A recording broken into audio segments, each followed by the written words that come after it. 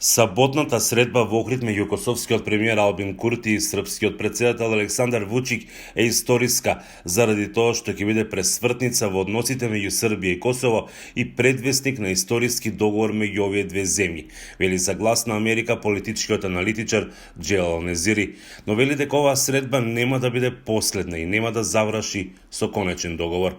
Туку ќе биде момент кога двете земји ќе влегуваат во еден период на помирни и понормални меѓудржавни односи.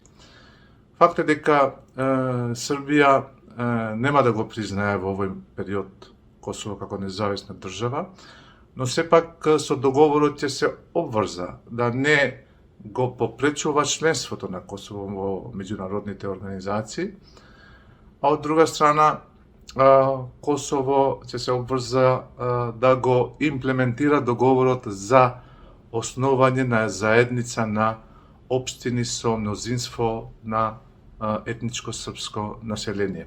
Екс-амбасадорот Ѓорги Филипов вели дека Охрид како место има посебна символика. Охрид како едно место на, да речеме, во кое што се прави мир, имаме од историјата такво искуство и после потпишувањето на тој договор најважна работа која што досега слабо се одвива е имплементацијата на тие договори, имајќи предвид дека Србија и Косово имаат потпишано досега околу 40 на договори.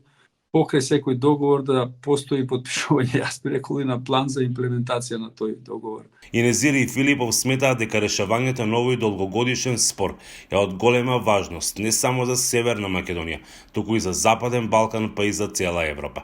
Како тоа ќе се одрази врз Македонија, ние знаеме дека и Србија, но и Косово имаат влијание врз состојбите во Северна Македонија. Но и секој настан кој се случува во соседството исто така има влијание во домашните политички процеси. Така што решавањето и